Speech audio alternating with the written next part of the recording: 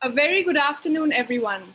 Thank you so much for coming on time and welcome to today's session of the COVID-19 Academy.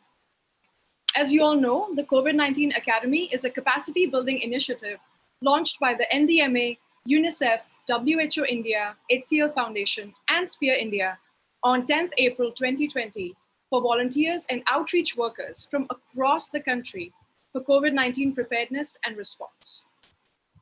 The title of today's very timely session is Measuring the Risk of Migrant and Forced Labor During the COVID-19 Pandemic in India. And to discuss this extremely pertinent topic on a very special day, we have with us 6 speakers. And I'll take the liberty to introduce them to you one by one. Let me start with Mr. Shabinath Nair from the International Labour Organization. Mr. Nair is the Labour Migration Specialist for South Asia, based in the ILO Decent Work Technical Support Team in New Delhi.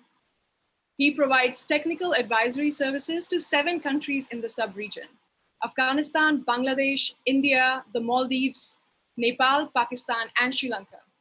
And before joining the DWT, he was leading ILO's work on global migration policy, including for the intergovernmental negotiations and adoption of the Global Compact for Migration, and for the newly established UN Network on Migration, with postings in both the ILO headquarters in Geneva and at the ILO's office for the United Nations in New York.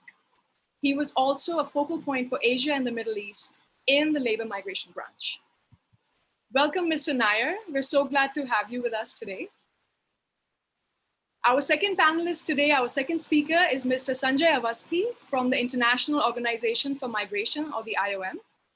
Mr. Awasthi is IOM's head of office for India and has previously worked with organizations like Oxfam, CARE, and VSO in different capacities. In the initial years in India, he extensively worked on issues related to floods and drought, and then moved to Africa, where he was country director for Oxfam in Malawi and South Sudan, as well as with VSO in Ghana and with Landesa in India. Mr. Awasthi was also very closely involved with the rollout of Sphere in India in the mid-1990s. Welcome, Mr. Awasthi. We're so pleased to have you here. Let me introduce our next speaker, who's Mr. Sarbjit Singh Sahota from the UNICEF. Mr. Sahota, he's an architect, he's an urban planner with over 25 years of professional experience, working in frontline humanitarian and development agencies. He currently works with the UNICEF as a disaster risk reduction specialist. Thank you, Mr. Sahota, for taking the time to be here today. Our next speaker for today is Dr. Urvashi Chandra from UNICEF Uttar Pradesh. Urvashi has 18 years of experience in the social development sector. She has worked in many bilateral and multilateral organizations such as the UNICEF, the German Development Cooperation, WHO's Southeast Asia Regional Office, the European Commission, the Norway-India Partnership Initiative, the Johns Hopkins University Center for Communications Programs, and the BBC World Service Trust. Her focus areas are climate change, environment, reproductive and child health, maternal and neonatal health, social security, and HIV/AIDS. Thank you, Dr. Chandra, for also joining us. Let me introduce our resource person today, Mr. Amit Chaudhary from the IOM also. Amit is working with the IOM as a national project officer and is the labor migration focal point for South Asia and the COVID focal point for the IOM regional office. Amit is also responsible for the project on corporate responsibility to eliminate labor exploitation, slavery, and trafficking in apparel and home textile supply chains in India. Thank you, Amit, very much for being here with us today also. And the session today will be moderated by Sphere India's very own Mr. Vikrant Mahajan. Vikrant has 24 years of professional experience working at interagency, policy level, and frontline humanitarian action with government, the UN, corporations, CSOs, and armed forces in diverse contexts. He represents on governance and policy level committees of several international organizations and currently works as the CEO of Sphere India. Thank you also, Vikrant, for moderating the session today. With that, I conclude all the introductions. And let me quickly ask Mr. Mahajan to begin the panel discussion. Thank you so much, Vikrant, and the floor is now yours. Thank you so much, Astha. Good afternoon, everybody. What the occasion of a day that today being the International Labor Day, and we have got a very eminent panel with us and have some very good presenters. Uh, this post-lockdown COVID situation, as we all see, has presented in front of us a very drastic situation. So far, the India's informal sector is concerned. We saw the mass exodus of migrant workers immediately in the aftermath of the first lockdown, and also in the lockdown too. We saw many of them returning homes. It appears as if not enough thinking or has been done about the migrant workers, or it was not anticipated in the planning of this lockdown. Perhaps it could have been better. There are some very good learnings coming from this whole experience, and we have a situation in front of us to handle. So if we see today also, there are three different scenarios in which we see there are migrant workers who in this lockdown period have already moved to their home native places. I think they used, most of them, there have been immense stories about them walking, making use of in the hard restriction of a lockdown and crackdown. They moved and reached the places. While many of them in the proactive action by the state governments were retained in the relief camps. But there was also a third scenario. Many of these migrant workers, they choose not to move out. And this is the particular group of people perhaps who got the least attention. Especially in the lockdown too, we got many reports about this group of people who didn't move out, who were not in the relief camp, or who didn't move out to their native places, were out of the essential supplies, and maybe they were completely out of focus also as far as the government and the relief agencies was concerned, because they were missing the spotlight. However, among all these things, we see the recent DO letters issued by the Ministry of Home Affairs, where now the restricted movement of people and goods is being permissible, and in the post-lockdown scenario, and different state governments are working on their own SOPs and ways and means at how we address the movement of laborers and migrant workers. So we are now anticipating a large movement of migrant workers and labor back to their native places on one side. At the same other place is in states like Kerala and others are preparing for the return of a big number of NRIs also. So we do have a situation on hand as far as this, as for the migrant workers, as well as the returnees are concerned. And today, on this occasion, we have a very eminent panel with us to discuss and guide us through these. So coming to the point, I think first of all, I think it's being an International Labor Day, and we have a very experienced colleague with us, Mr. Shabri Nath. I think direct my first question to Shabri. Shabri, can you please help us from your experience and perspective to see how you see these labor issues in this COVID context, and also tell us more about the International Labor Day. Over to you, Shabri. Thank you very much. Good afternoon, friends. What a pleasure. Thank you very much, Vikrant, for bringing me on. And Asta, when I listen to the way you introduced all of us, I'm reminded of Aristotle when he says, the only thing I know is I know nothing, because that's the kind of panelists we have here, everybody with such renowned experience and who really have so much to contribute to this conversation. When we talk about South Asia and labor migration as a whole, it's really such a broad issue, isn't it? Let's look at it. Let's look at just India as a subcontinent. We're a population of 1.3 billion people. And within that population, we have got about 30 million international migrants and over 450 million internal migrants. Now, the moment I use those numbers in any international conference, there ends the debate, simply because of the numbers. So we need to first perhaps pay humble homage to the numbers and to the way population and conversations in India proceed. Just reflecting on the question that Vikrant has put forward, when we talk about these 30 million international workers, and when we talk about the 450 million internal migrants, we still don't know necessarily how best, they are both interlinked.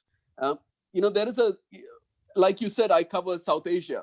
In Bangladesh, they say most roads in Bangladesh lead to Dhaka, and most roads in Dhaka lead to the Hazrat Shah Jalal International Airport. Now, this is exactly the issue when we talk about India. We have 19 international airports in this country. Within those 19 international airports, you can imagine the first movement is always from a rural area of Maharashtra, as an example, to Bombay. And from within Bombay, perhaps the idea of, wait, can I do something more here? Can I get something more here? Can I improve my economic situation, my own livelihood? Can I do something better for myself? And then move happens to Chhatrapati Shivaji International Terminal, and the possibility of moving from there on to the Middle East, to Europe, or to wherever you think, depending on the skills they have, depending on the background they have. 90%, over 90% of India's economy is in the informal work sector, right? Now, within this 90%, as per the 2011 census, only 4 million have reported that they moved for work. So 450 million migrants within India, 4 million said we moved for work. That is a severe underestimation of what we have in terms of data. The ambiguity goes anywhere between sometimes 15 million in certain documents to over 100 million. Now, this is actually what makes things interesting for us. This is an opportune moment, because when we talk about labor here, when we talk about today's, the significance of the day, this is the 131st year that Labor Day is being celebrated. And in the 131st year, under such circumstances, the very fact that all of us have come online, how many of us, irrespective of where we come from, the fact that we have now accessed this webinar means we are privileged. Now, we have the privilege to talk about Labor Day. Does that mean that everybody else, that migrant worker out there, whether international or internal, has similar privileges? So what kind of issues do these people face? And that kind of, that'll sum up perhaps the first section of what I really want to convey here. Our majority of these people, whether they are international migrant workers or whether they are national within the country, are they, majority of them, from socio-economically lower classes? Yes. Are they underpaid and overworked? Yes, they are. Are they recruited through unscrupulous recruitment channels, through middlemen who overcharge them? Yes. Do they have substandard working conditions where their decent work standards are not met? Yes.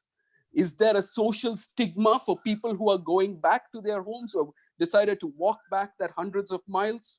Is there a social stigma attached to them when they come back to their own communities because they are perceived to be the carriers of infection? Yes, there is a social stigma.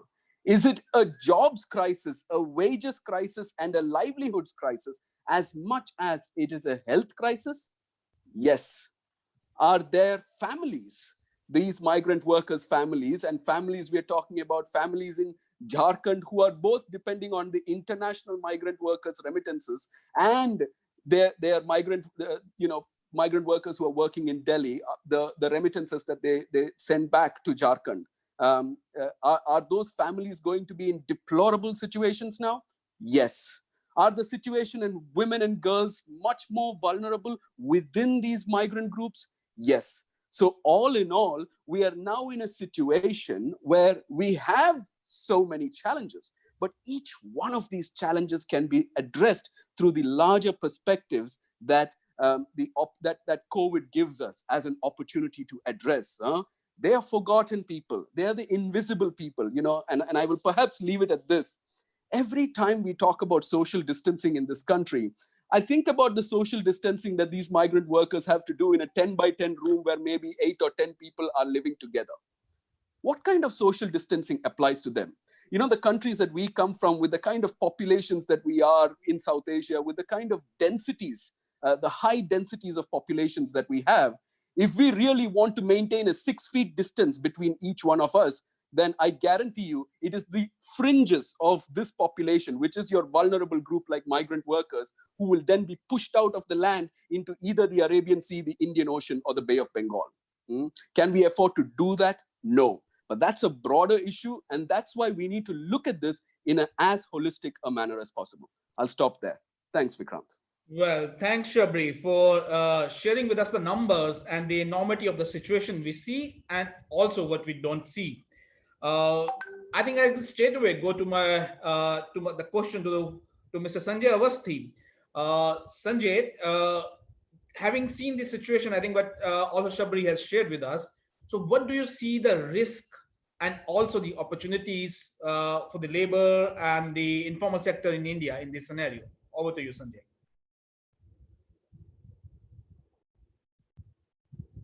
Thank you, Vikrant, and thank you to Sphere India for organizing this discussion on a very burning topic. So coming back to your question, before I answer that, and Vikrant, I would just like to add some information to what Shabri just now mentioned in terms of the scale of this challenge. News reports have very clearly stated over the last few days that the UP state alone is intending to bring back almost 10 million migrants, migrant workers from across the country. That tells us about the scale of the issue that we're dealing with. And talking about the international migrants, because of the challenges emerging in the Middle East itself, the reports are projecting almost 2 lakh migrants are going to return to Kerala alone from the Middle East between now and September. So that can give us a very good idea and an estimate about the kind of scale of the challenge that we are going to face, we are already facing. Coming back to your question about the risks are plenty, and they could be categorized into 2-3 components, 2-3 kinds. The first one is to do with the migrants who are in transit, haven't been able to reach home, and they have already lost their jobs. They are desperate to reach home, and they are fighting for their survival. They don't know whether they'll have the job back or not. And of course, the ones who have reached home, they are still wondering as to where their earnings are going to come from. It's a question of their sustenance, their family sustenance, and of course, as Shabri just now mentioned, the stigma, which is quite likely associated to such people. And then, of course, even when the lockdown is lifted and the economy gradually starts opening up, they're not sure how many of them would be able to get their job back, because nobody knows how many of those jobs or types of jobs would still be available. There would be a very significant shift in that whole scenario. So these are some of the topmost risks which I would like to highlight. Thank you, Vikrant. Well, thank you so much, Sanjay. I think we know that the kind of a risk, maybe there's some say that there are opportunities also around here. Maybe we'll come back to opportunities later to you again, Sanjay. But I go back to Shabri. I think from the situation and the enormity of it, can we also think about, how some of the practices like the standards which ILO have, and putting the standard in the context of a COVID. So how do you think they are put into use here, and how we can measure these? Can you help us take through this perspective? Over to you, Shabri.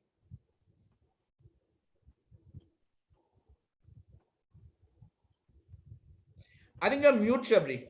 You have to unmute yourself. Yes, I'm back. Now, thanks, Vikrant. Look, in times of any crisis, forget a crisis. Let's suppose we are all stuck in a desert. And when we are stuck in a desert, that is a crisis for us, right? As individuals, we're all alone. We're wondering what's going to happen to us. We don't know how to take it forward from here. Then you start asking yourself the question, right? What do I need now? What would be that great thing that will lead me to a source of water? I'm thirsty. You need a compass.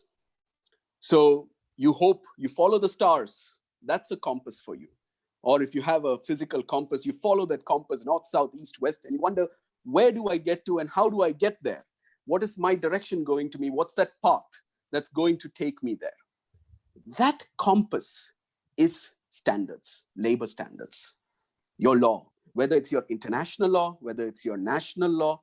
That is what will help you take you to places. Why? Because the underlying factor in such issues is always the dignity of labor. If we don't give every worker, irrespective of what work they're doing, that dignity, I guarantee you, none of these standards will be able to function. So within that principle of dignity of labor, what kind of elements of standards do we want to talk about? The elements of standards here then would specifically look at issues like safety and health. Do we think all migrant workers should be tested, screened, provided medical attention as and when it is required immediately? Yes, it's a priority, unlike anything else. But this is also about their occupational safety. So it's a broad range of standards associated to occupational safety and health. It's about their working conditions. How do we ensure that these working conditions have not trapped them in situations of forced labor?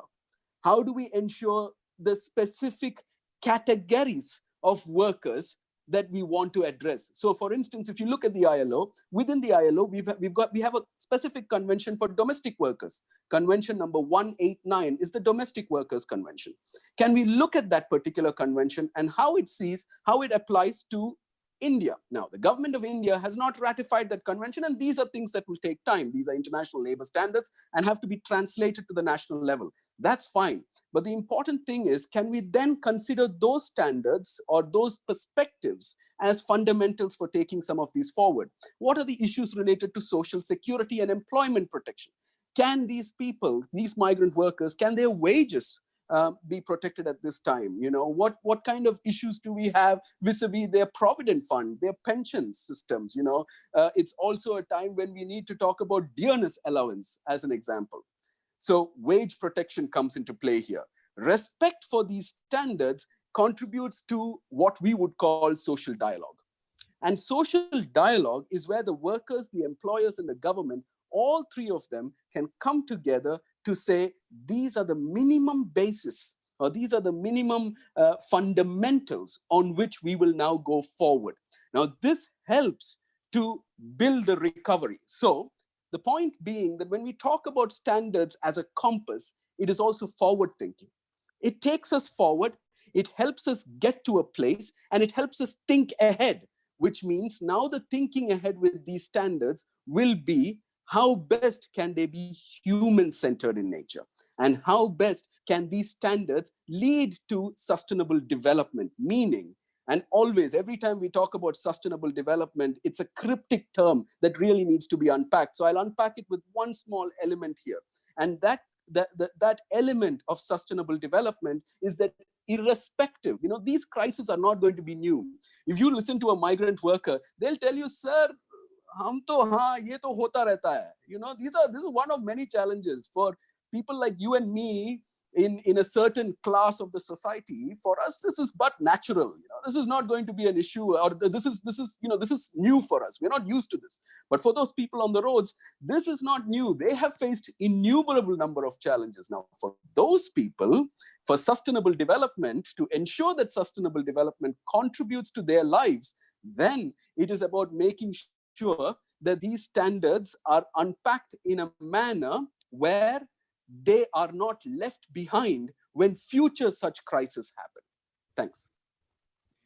Well, thank you so much, Shabri. I think I'm myself a great believer in the standards. I think they provide a framework, how we put principles into practice, and we will have some good stories to hear from our presenters ahead. But I'll get back to, I think, Sanjay once again. Sanjay, if you can also share, you talked about a risk last time, and you can share, how do you think that we can measure some of this risk, so that, while something that can be measured, I think it's going to be a better response. This can be planned upon that. So can you help us through that, Sanjay? Oh, thank you, Vikrant. In terms of when response or opportunities, uh, we should not forget, in fact, very few of us probably realize the importance of these migrant workers till COVID-19 happened and lockdown happened. It's now that we realize such large significance of these workers and how important they are for the economy. The economy would grind to a halt if they don't come back to the mainstream. And this is something which could be seen as an opportunity when the economy starts gradually opening up and comes up with similar opportunities of employment for these very people.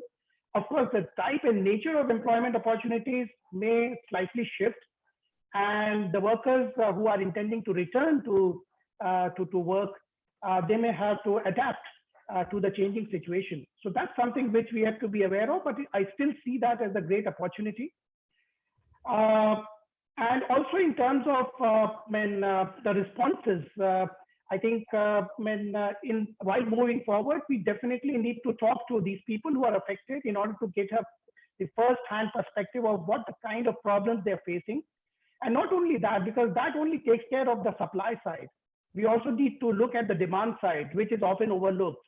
We have to talk to the potential employers and try to assess the kind of opportunities that the new scenario would throw up. And how can we juxtapose one with the other?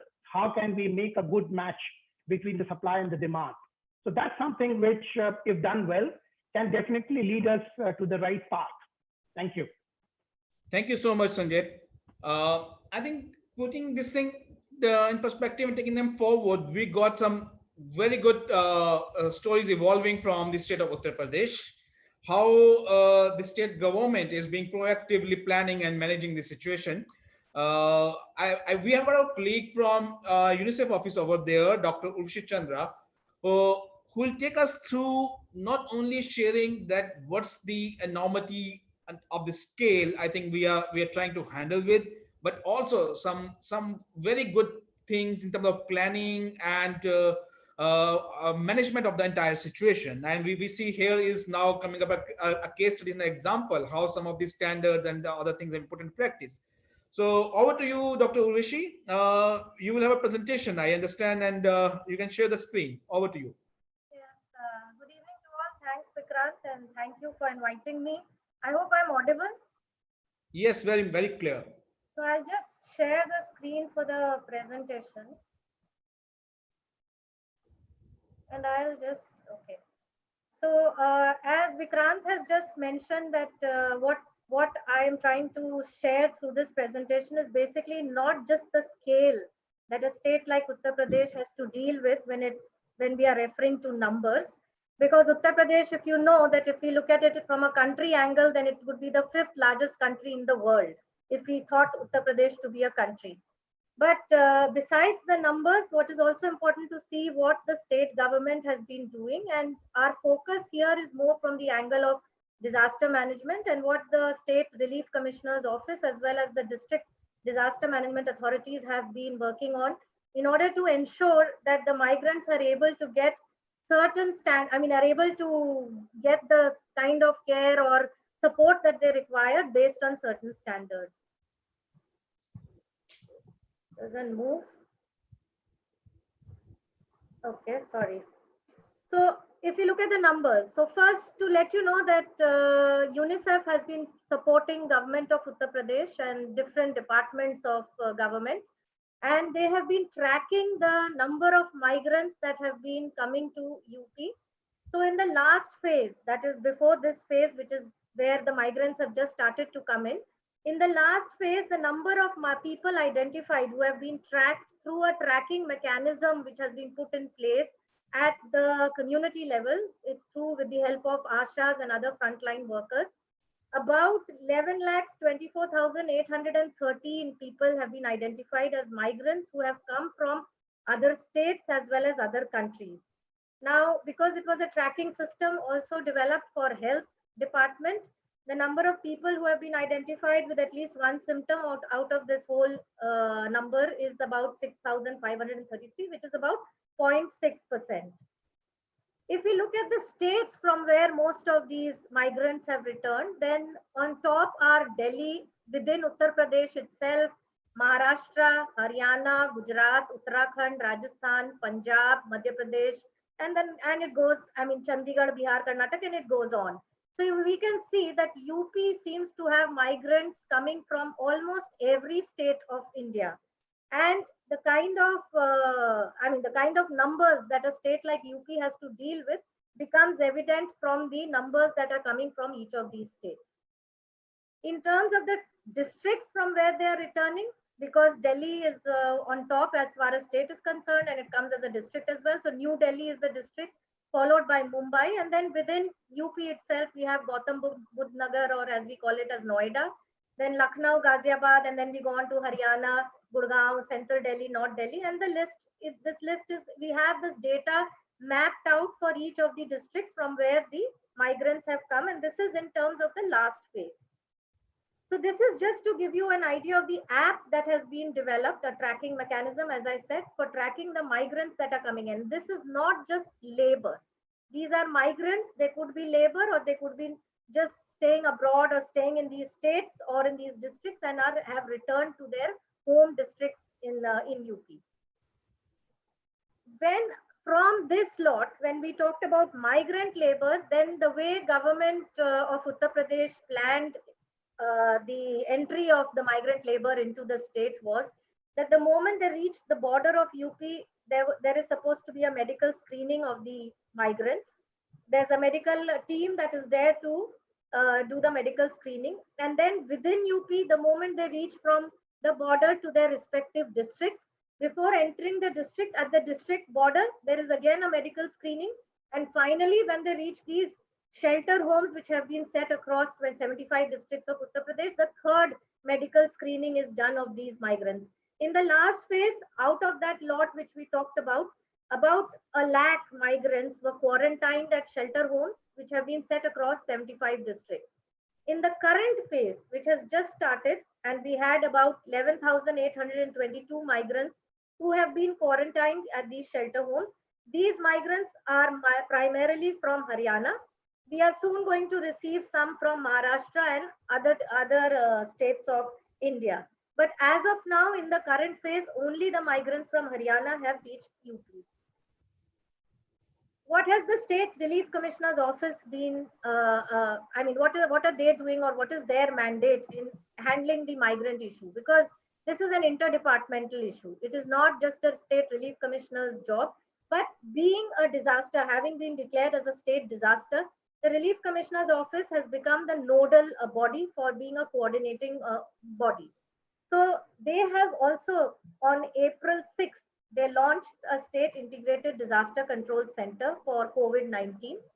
The whole setup has been designed in a way that is connected to key 12 state level departments, which includes various departments, primarily health, police, food and supplies. Then we have power, water, law. Then the list goes on depending upon the requirements of the issue. What are the issues that are coming up as grievances? Just to let you know, the State Integrated Disaster Control Center is like a grievance redressal body. So it gets these grievances, which any common person can call up this emergency number which has been given, and this gets registered in the system, and automatically it gets directed to a particular district if it is from a certain district. And it becomes the mandate of the district magistrate to ensure that appropriate action is taken within a certain response time. If that action is not taken within a response time, then first it reaches different levels. So if it is the ADM, if it reaches the ADM and it is not taken, then it gets escalated to the next level. If the DM does not take it, then it gets escalated to the commissioner level. We have divisions in UP. There are 18 divisions. So it gets escalated. So there is an escalation mechanism that has been put in place so that it can be ensured that proper responses are taken, and that too within an appropriate given period of time. So it's like an incident response system. In each district, they have set up a district integrated disaster control center. So this SIDCC is linked to all these district integrated disaster control centers. The moment the migrants were returning from before the migrants, we can also talk about the state disaster response fund, because the moment it was declared as a disaster, the Relief Commissioner's Office released about 9375 million rupees to the 75 districts using the state disaster response fund. And what was this money released to? It was for the DM to use this money for medical consumable equipment procurement, rescue and relief management, that is setting up shelter homes or putting in isolation wards, requiring any kind of other support in terms of relief, purchasing masks, PPE, medical essentials, also undertaking prevention and mitigation measures such as setting up community kitchens, as I already mentioned, shelter homes, and as well as having the equipment for doing the medical screening of all those who are coming into the villages because of the movement of migrants. Other than this, the moment the migrant labor was coming into UP through the social welfare department, 2.037 million labor who have been registered under the social welfare department. This list was again it's already there, but it was shared with the Relief Commissioner's Office, and 2030 million, 2030 million rupees has been dispersed to the 75 district administrations for direct fund transfer into the accounts of migrant labor that have been registered under the social welfare department. Initially, the idea was that the point was that at least we disperse the money to those registered under the department, and then they will have to think of a mechanism to be able to transfer funds to those who are not registered under the department, because there is a huge section of the labor which is not registered under the social welfare department. And as many of us will be aware, it was decided that each person would receive about 1,000 rupees, which of course, if you look at it in the bigger picture, 1,000 is hardly any money. But anyway, it was that let's start with something and just provide this migrant labor with some amount of fund. 31.55 million ration card holders are registered in the system, and this system is being shared with the Relief Commissioner's Office, and this is now available. The list is available with the Relief Commissioner's Office, and these numbers are online on their website. Their website is their link of the website is rahatup.in. And even though 31.55 million have been registered, but 32.75 million have received ration. That is, they've also gone on to give people ration to those people who don't even have a ration card. Here again, there is scope. Looking at the numbers, looking at that 11 lakhs that have come back to UP. Of course, this is just like a drop in the ocean. There's a lot of work that the government may still need to do. But then we can look at it more positively, as at least some steps are happening and have been taken by the government of UP. Antyodaya card holders, there are about 30.05 million in UP, and of this 13.04 million have received ration till date, and the remaining process is carrying on. The shelter homes, all that I'm presenting here is what the Relief Commissioner's Office and the District Disaster Management Authorities are managing. So I'm giving you an idea of the scale of work that these disaster management authorities have to undertake within their own districts. So one is ensuring the funds get transferred into the accounts of the labor, providing ration to those who have returned, providing ration to those who have ration card, plus those who have Antyodaya cards, plus those who don't have a ration card. Then the other thing is shelter homes. They have set about 9,145 shelter homes or relief shelter camps or maybe homes only across Uttar Pradesh. At the district level, there are about 1,192. Block level 2,553, and at the village level 5,348. So they have it across levels. It is not just at the district level. They are not keeping all the migrants only at the district and then after 14 days of quarantine allowing them to go home. They have placed them at 3 levels so that some are within close to their village but quarantined for 14 days before they go home. Till date, 0.71 million people have been placed in these 9145 shelter homes. That is, and about 0.11 million migrants have been. So this is about the earlier phase. They have been placed in these shelter homes, and in the current phase we have all the 11,000 822 migrants who have been placed in these shelter homes.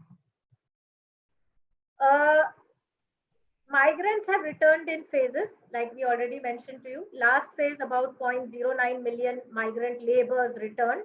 And this is about labor. And current phase, as I already mentioned, 11,822, and primarily from Haryana. Here, there were some students, as we must have read in the newspaper, there were students who came back from Kota in Rajasthan, plus there were students who went back from Prayagraj to their respective districts. Prayagraj, they go there to study for civil services.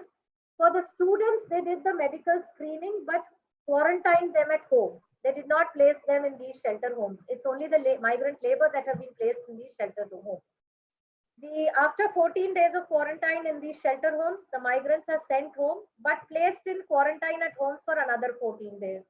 They are followed up on a regular basis by the Gram Pradhans, Lekpals, Tehsildars, and the health team that has been identified for each of these districts and the villages. And they visit these villages and ensure that if anybody is unwell, then they are shifted to the isolation wards in the hospitals. At the shelter homes, we have facilities including power supply, bathing space, toilets. Also, they have kept loudspeakers for making announcements. They are provided meals 3 times a day according to a predefined menu. The district administrations have defined these menus. They have also given these migrant labor a dignity kit, which includes a separate bed. They are not putting them on the floor.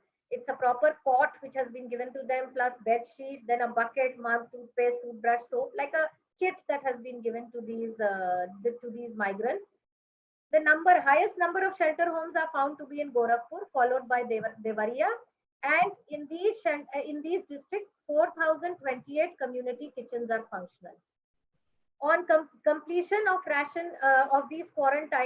the quarantine period at the shelter homes, ration kits are provided to the migrants before they leave for their homes, where they are quarantined for another 14 days. And these ration kits have wheat, rice, and some kind of essentials like soap, etc. Then, as I mentioned to you, there are we have community kitchens that have been set up by government of UP. UNICEF has, of course, supported in developing the guidelines for these community kitchens, and this has been shared by the Relief Commissioner with all the district magistrates. So these guidelines have gone out to the 75 districts. There are 3,850 functional community kitchens as of now, because earlier I mentioned that there were 4,028 that were set up and functional in the earlier phase. But today there are 3,850 functional community kitchens. And these kitchens are meant for those people who are living on the road or do not have a proper place for cooking. This is not the community kitchens which are linked with the shelter homes. Shelter homes anyways have kitchens and they provide the food. These are community kitchens for people who are living on the roads or don't have places where they can cook food. Of the 3,850, 1,886 are run by government, and we have a substantial number of NGOs helping the government in running these community kitchens in UP, which is about 1,964. On a regular basis, almost every second day, on behalf of the State Relief Commissioner's office, we are following up with each and every DDMA office and finding out what is the status in the field in terms of the kind of support that is being provided to the migrants, or are there any issues or challenges coming, and then trying to analyze if UNICEF can support any of these, can kind of help the government address these issues through their technical support. So as I've already mentioned, integrated disaster control centers have been set up in all the 75 districts. In the district level disaster control centers, the core departments are revenue, police, health, food and civil supplies, panchayati raj, rural development and power. All the DDMAs are engaged in the management of shelter homes and community kitchens. The DDMAs are the ones who are coordinating, and because the DDMA works under the direct leadership of the district magistrate, it is the mandate of the DDMA to ensure that on a regular basis, on a daily basis, to follow up with the shelter homes and the community kitchens and try to address the issues immediately. As I already mentioned earlier on, shelter homes, once the migrants have reached the shelter homes, they've already gone through 2 rounds of medical screening. The 3rd round happens at the shelter homes. In case of any suspected cases or any case which is suspected of any symptoms, these people are then shifted to the isolation wards in the hospitals that have been identified in these districts across, I mean, both at the district level as well as the block level. So for as of now, this is what I have to share, and I'm open to answer any questions that are there in terms of the migrant situation in UP and the support, the work that is being done by the government. Thank you. Thank you, Urvashi. I think I must compliment a lot of good work. We'll come back to the questions answer session toward the end. Uh, it's really good to see that talking about some of the principles, like Shabri was saying about the dignity, and then we see also some of the standards being put into place here. But it also the enormity of the whole numbers. You know, when we say that we're expecting 1 million people to be back in the state of UP. It's not just the government; it needs a whole of a society approach, you know, to deal with this kind of big numbers and meeting these standards, which set up the aspirational bars. Uh, I think it's moving from here. It's not just about the immediate response needs in terms of quarantine centers and how we screen the returnees, but it's the larger impact it have on their lives and livelihoods and the future, and also looking at some of the basic tenants, very basic tenants. Why these people first of all have to move out to look for the employment and the works around there is.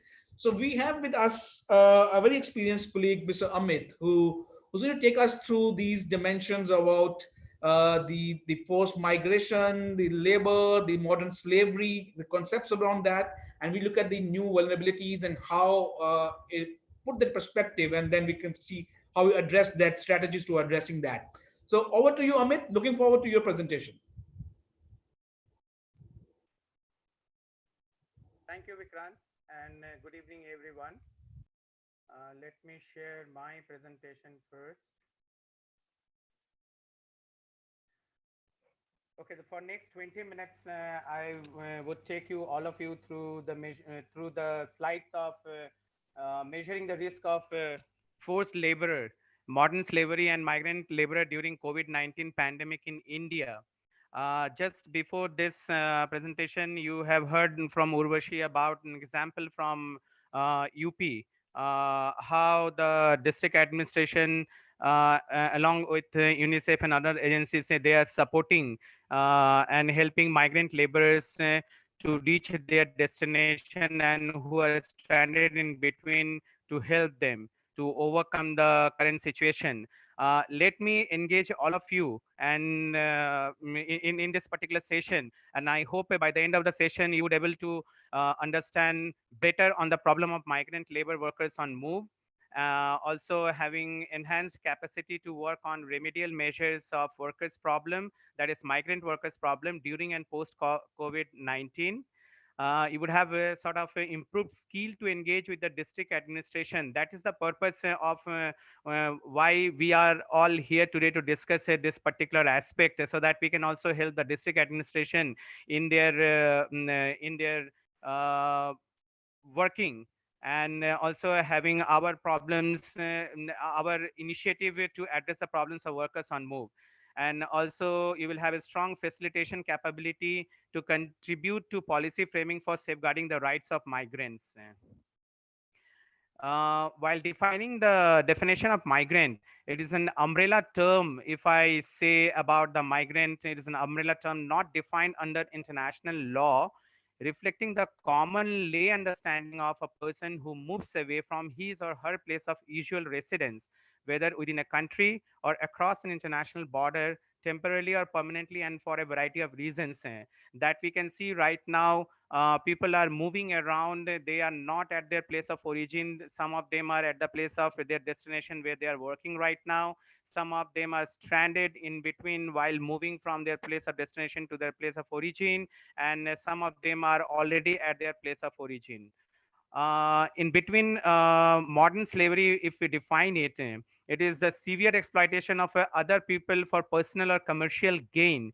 And in this COVID impact pandemic situation, this people who are in move and the migrant laborers who are badly exploited, It is various forms such as human trafficking, forced labor, debt bondage, bonded labor, slavery of children, and descent-based slavery.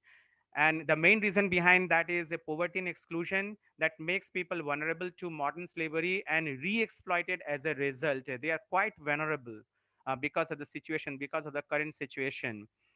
And forced labor, if it define it, is any work or service which people are forced to do against their will under threat of punishment.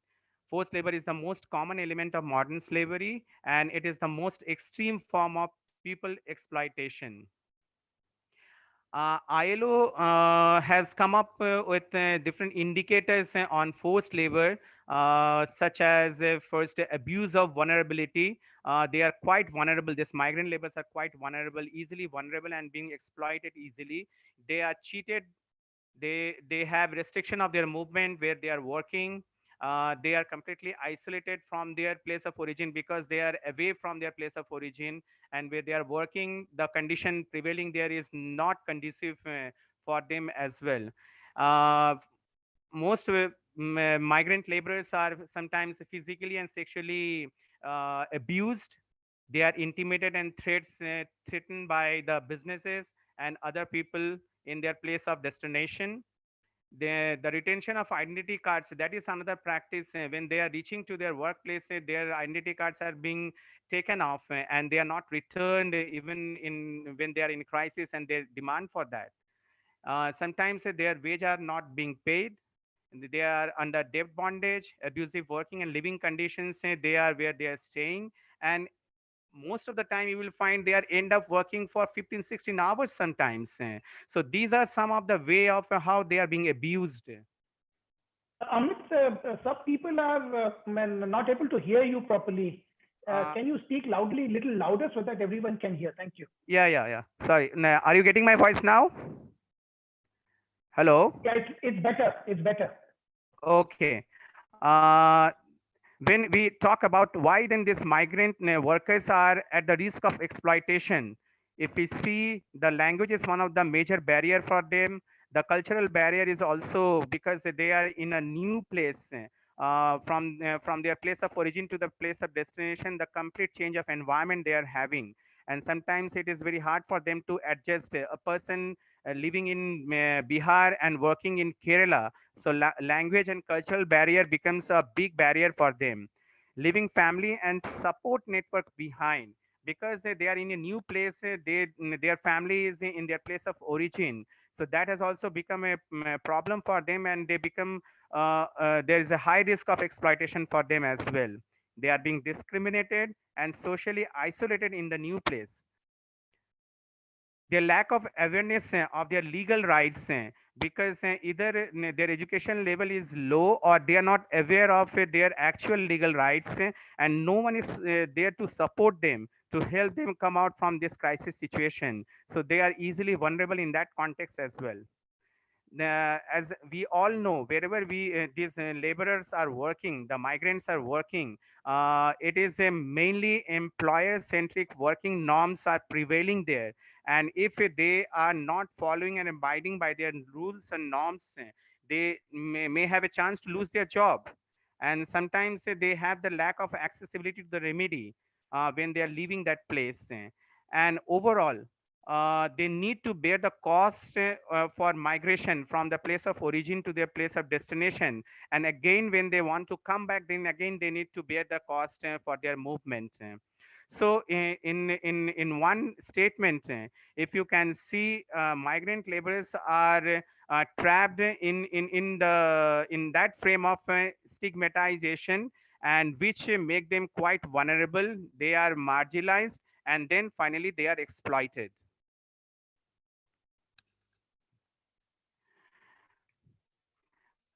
While we often think of migrants as a primarily a source of labor, they are more than just workers. That we need to understand how it is.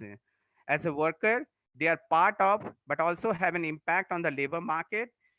They also alter the state's income distribution and influence domestic investment priorities. As a student, they or their children contribute to increasing the stock of human capital and diffusing knowledge. As an entrepreneur or investors, they create job opportunities and promote innovation and technological change. As a consumer, they contribute to increasing the demand that makes the price of that particular place fluctuating. And as a result, is a trade balance they contribute to. As a savers, they not only send remittances to their states of origin, but also contribute indirectly, although the bank system to fostering investment in their place of destination. So both way they are contributing. As a taxpayers, they contribute to the public budget and benefit from public services. And as a family, they support others, including those who need care and support. So all these category, if you see all these points, somehow they are an asset for the nation, which is sometimes we forget and only define them as migrant laborers. If we see the global condition, you will find as earlier Sabri was also talking about the numbers. Out of 7 billion population in the world, the migrant population will be around more than 1 billion, out of which 41.6% is the female and 58.4% is the male. And out of this complete migrant situation in the Asia Pacific region, 30% of that particular population is staying, that is 77 million. And out of that, 40% remain in that particular region, that is the Asia Pacific region. So you can think about the numbers which we are talking about. And their contribution to the society is around 600 billion in US dollar in remittance. So it's a huge contribution from their side. They are contributing to the society, whereas we always consider them as only the migrant laborers.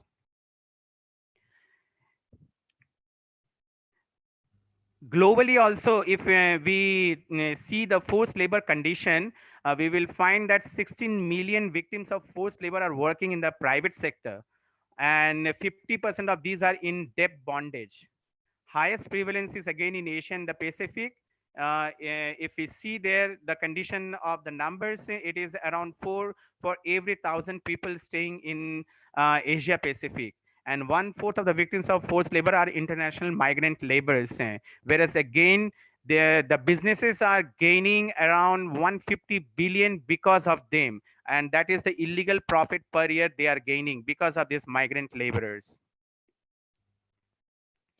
In the Indian context, if you see the numbers, the economic survey in 2016 and 17 had estimated that at least 9 million people move annually within the country, most of them in search of work. While the top destination for migrants is Delhi, followed by Mumbai, the southern states have become a migrant magnet in recent years as well. And all these movements are mainly from Bihar, UP, Bengal, and Assam. So mainly two types of migrant or terms of movement we can think about. One is long-term migrant, that is long-term movement resulting in the relocation of an individual or household, and short-term involving back and forth movement between a source and destination. So just they are moving here and there throughout the year for a short term seasonal movement, you can say. And key sources states would be Uttar Pradesh, Bihar, Rajasthan, Madhya Pradesh, Andhra Pradesh, and Chhattisgarh.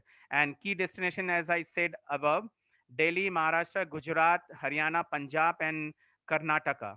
And 2011 census is saying around 450 million internal migrants are in India, which is an increase of 45% if we see the numbers in 2001 census. And internationally as well, 17.5 million strong diaspora presence of Indians around the globe. So it is a huge number. And that number is badly affected by the current COVID pandemic. You can see from my slide around 500 to 600,000 people walked back home when they came to know that everything is going to be shut down. So that was such a pathetic situation for them, and they faced in numerous problems on the way back to their homes. Some stranded in between, some yet to start from their place of destination, and some somehow reach their place of origin.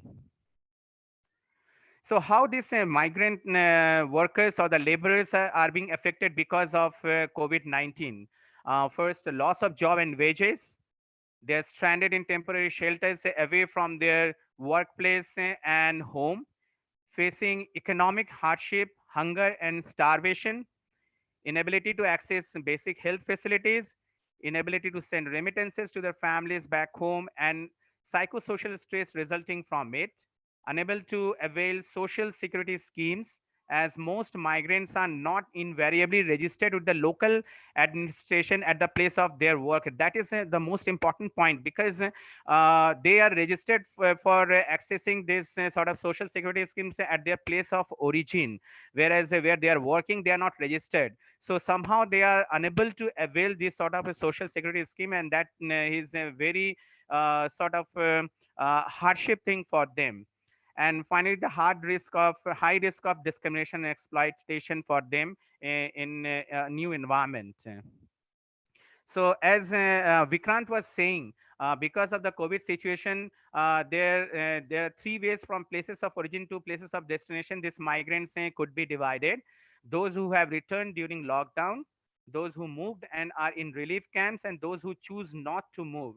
So mainly the problem is right now is those who choose not to move, because they are not getting facilities at the place where they are, and some of them also who are stranded in between, and now the government has allowed them to move so that they can reach to their place of origin. But the interesting thing is, at the same time, the state borders are closed. Specifically, if you see in the NCR, UP border and the Haryana border, those are closed as well.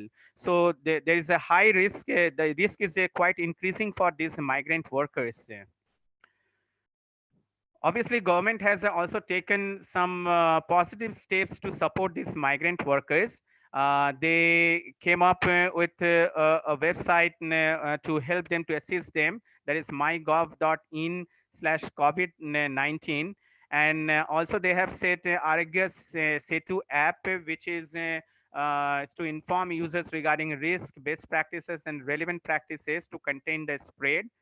Also, 1.70 lakh crore relief package under Pradhan Mantri Garib Kalyan Yojana for the poor has been announced. Then again, the MHA advisory to all states and union territories urged to provide food and necessary relief to the migrant workers stranded in different parts of the country.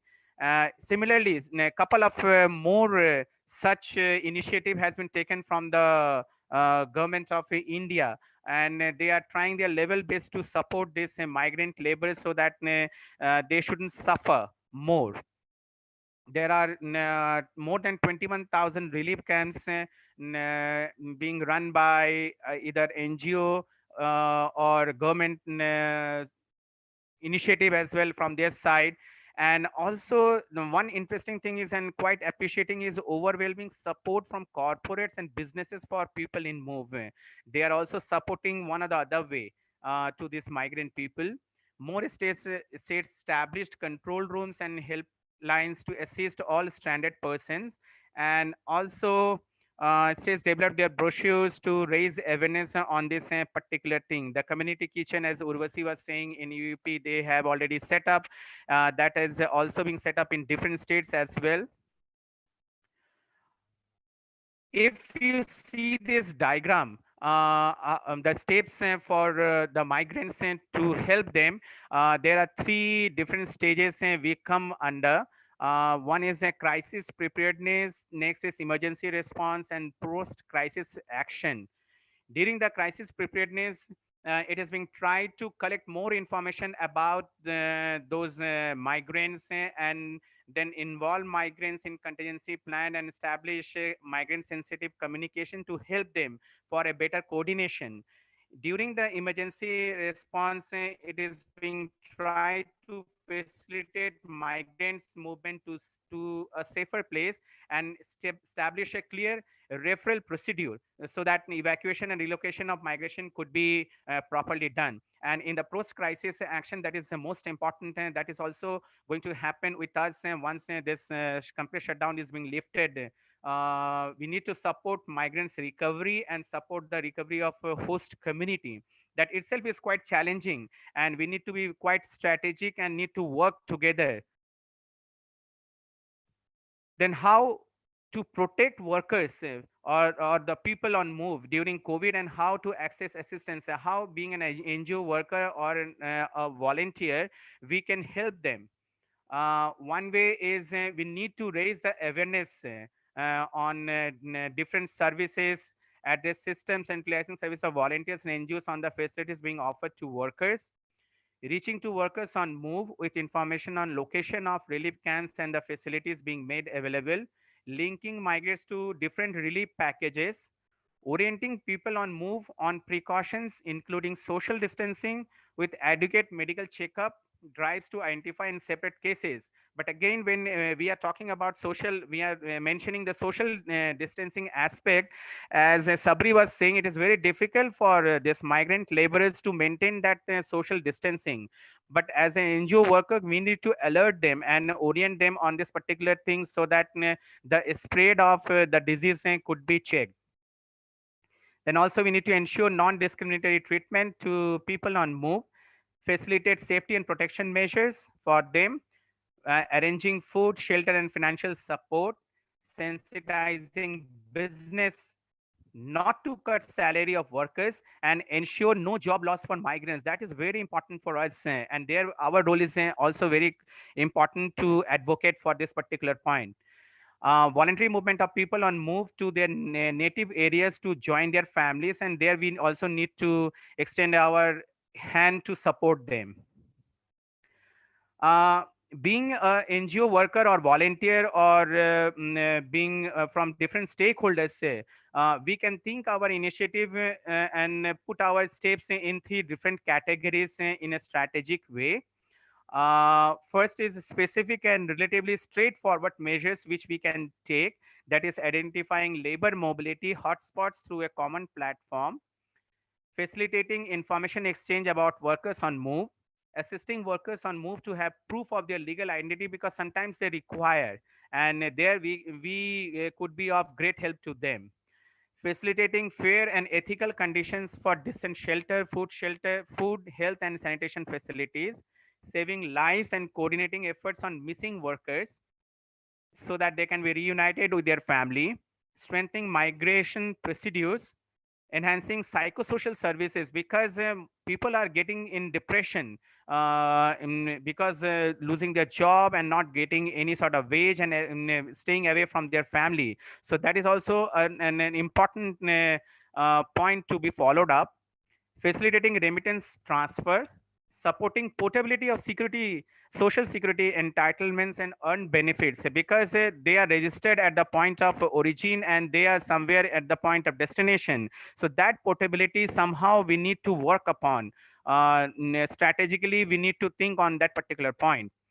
Use NAREGA and other social protection schemes for gainful employment, identification and timely referral for workers, provisioning of assistance for SRH needs of women and adolescents, provision of safety masks to all workers, and mobilizing resources from donors, business, and government to support ongoing effort to support workers on move.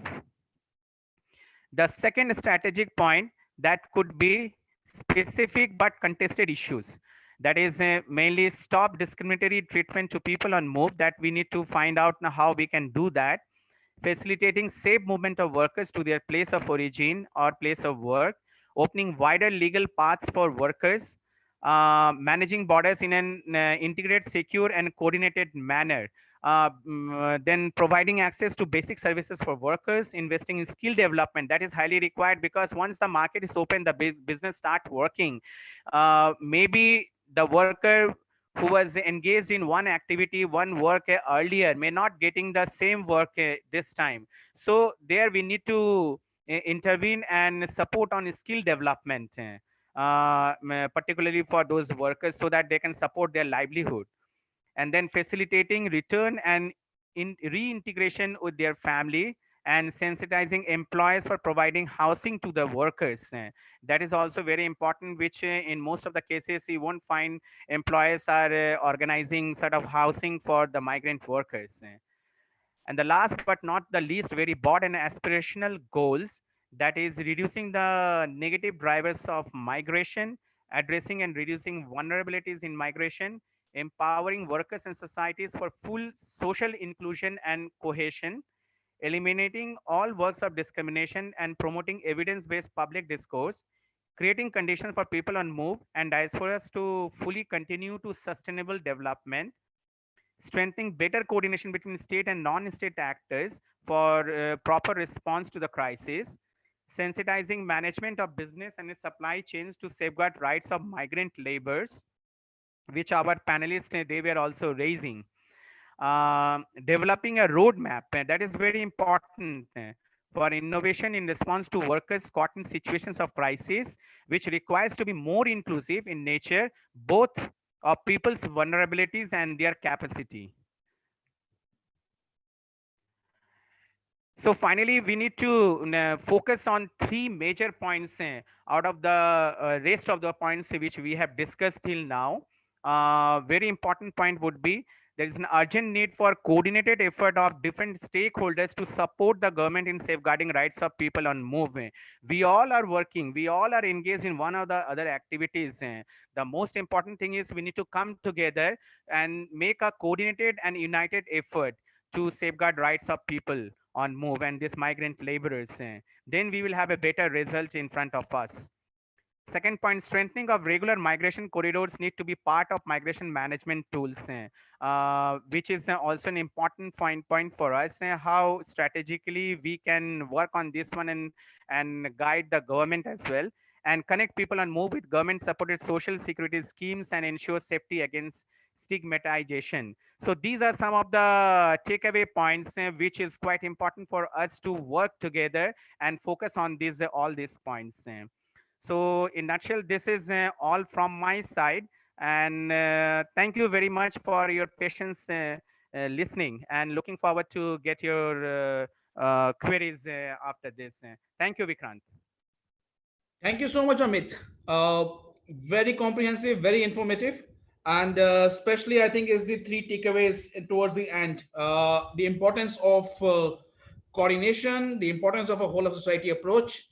I think what we see from some of these good presentations from Urvashi and also from you, but the situation requires a lot more to be done on ground. And I think we all stakeholders need to get mobilized towards this, and more coordination need to happen. More coordinated action need to happen. For this, I think we'll come back to the questions and discussions toward the end. We also have another very useful perspective from a very experienced colleague, Mr. Sarabjit Singh Sohota, who will look at some of very specific vulnerabilities of these groups on the move. But as well as I think I'll request Sarabjit to share some kind of a recommendation towards how we can have a better coordination in moving ahead. Over to you, Sarabjit.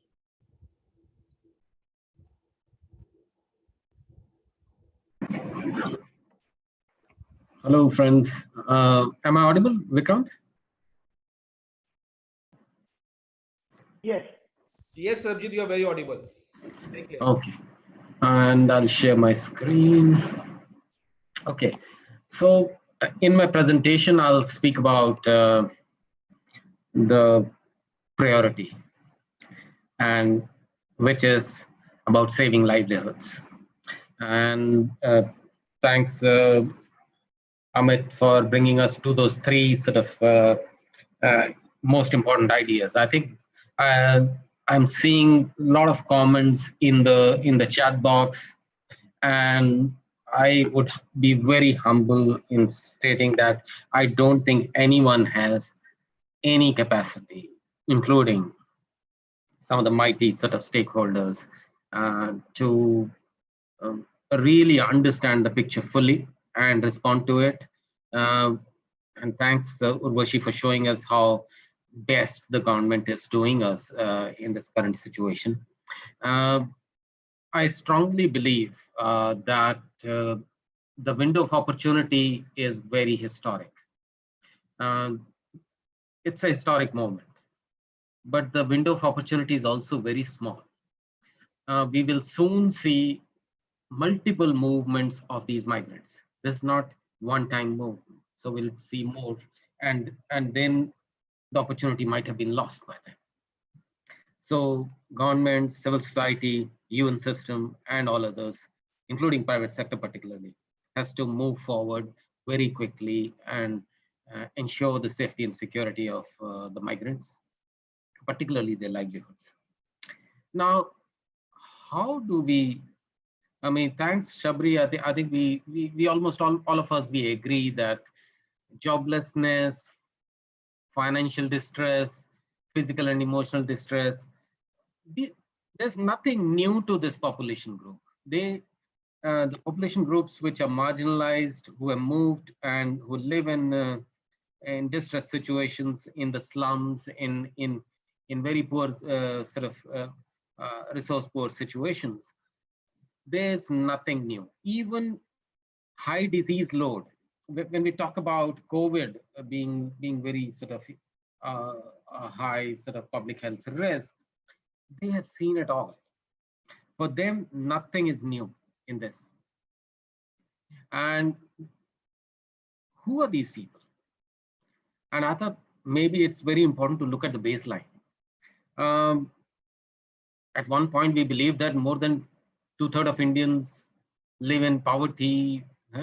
And then figures and statistics are all been there, and we've been sort of a lot of disputes about poverty line and so on and so forth.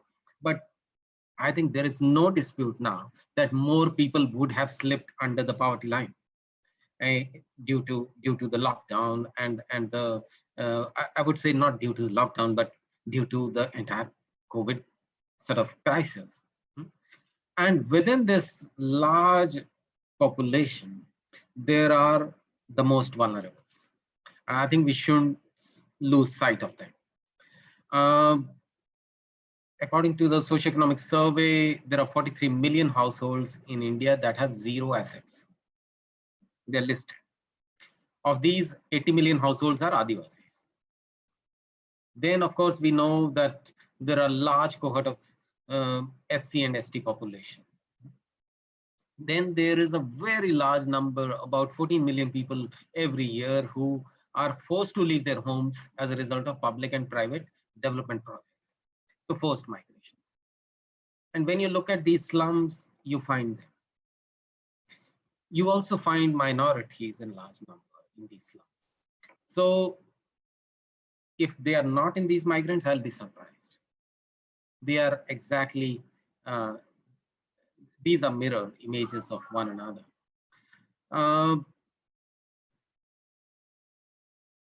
As I said earlier, addressing vulnerability through an integrated approach, and that too now. So what are these vulnerability sort of pathways which we should? I think I'll say that at least the physical, attitudinal, and social vulnerabilities, along with economic, I'm sure it'll take some time, but there are lots we can do now, and I'll give you a few ideas on this. What can government do beyond running community kitchens and shelter homes? So that's the first suggestion. Direct cash transfers, cash for work. Sooner or later, the lockdown will end, so there'll be a lot of opportunities. Here, civil society can also participate. There is a very strong commitment from the government to bring in support from the civil society. Yesterday we heard from the health minister as well. Another area where civil society and government can take joint action is to ensure that every migrant has a Jan Dhan account. Ensure 100% coverage and efficiency of the PDS. Urvashi told us, gave us number of statistics how PDS is being used, and PDS should work at its full efficiency during this period. This is also a period of harvesting as far as agriculture goes. So governments can ensure that there is no bottleneck in agriculture produce marketing and related issues. So that's another area which is not such a difficult one. Availability of microfinance in rural and urban areas. I think, again, a space where civil society has a strong presence and can be done. I think this is my most favorite. Continuity of critical infrastructure and lifeline services. For example, power supply. Urvashi again spoke about it. I'm so happy to hear that governments are careful about this. Flawless power supply, health services, PDS, NREGA, education sector. So the schools, as and when schools are operating online, the nutrition services, they should work at their best ever during this period. We have seen lots of deficit in service delivery and this is a norm almost in the rural areas. But now I think we need leadership from the government to say that now we need the best ever performance of these sectors. On the supply side, I think we are going to see a lot of budget cuts in coming days. And this is not a secret. And this calls for that we are advocating enough for investment in social sectors. And this is another important space for UN and civil society to come together and advocate for more spending in the social sectors and ensuring that salaries of the frontline workers, etc., are paid on time. Not only sort of ensuring employment guarantee. Organize and mobilize. Now, this is a space where civil society has to come in. At-risk men, women, youth particularly. I would stress on youth. There's a lot we can do with them. Build skills, capacity to get involved in productive sectors in the rural landscape. Government has a rural mission, a flagship program. We have not heard of it enough, but probably this is the right moment to see how we can work with the rural program and ensure that a lot of people migrants who have moved to the rural areas are able to find a gainful employment and a livelihood opportunity in the vicinity of their villages. And this is a big opportunity. Two-way communication can't be emphasized enough. Government is telling people what they are doing, what they want to do, but we got to listen to the people as well, the most vulnerable particularly. And this is where civil society has a very important role as a facilitator or an intermediary, because many a times poor people, despite the fact that there are a number of apps and all these fancy things, they're not able to interface with the government. And this is where I think civil society has a big role. And finally, the role of panchayats in all the above, and particularly in disaster preparedness. I say disaster preparedness because within right now, of course, we are in the summer and the droughts, but more acute phase is coming with cyclones and with floods around the corner. So in a month's time or 2 months' time, we would see a very different environment. For that, how can we utilize the additional workforce which is available in the rural areas for disaster preparedness? One important idea, which for your consideration, is that how can we utilize all the sort of social sector programs, and particularly the NREGAs and the SC sub-plan and the tribal sub-plan, etc., for restoration of the forest landscape. Why do I say forest land? Why is forest landscape now so important?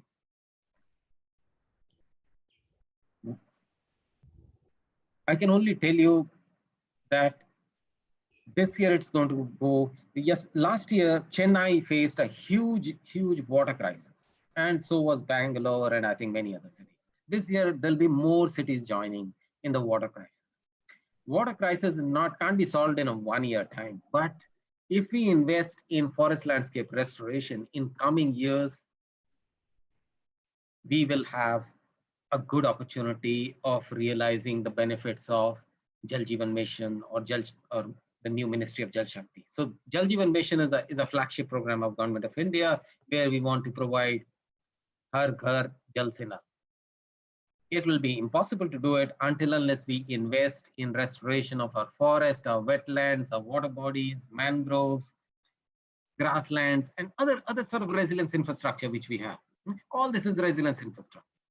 And this will add to the food, water, livelihood, and nutrition security of the migrants and the poor people of India. And which will also contribute to long-term climate resilience and environmental sustainability of cities and towns and villages. So this is an important opportunity that government decides to invest more in specific programs and utilize the potential of this very hardworking class of all migrants are the most hardworking part of any population group, and they are very ingenious, they are very enterprising. This is an opportunity which government needs to capitalize on. Finally, the CSO response. I think civil society response should look at all these 4 factors: the individual factors, the household family, the community factors, and the structural factors for building the protective environment, and also from the point of view of understanding the risk to which these migrants are into.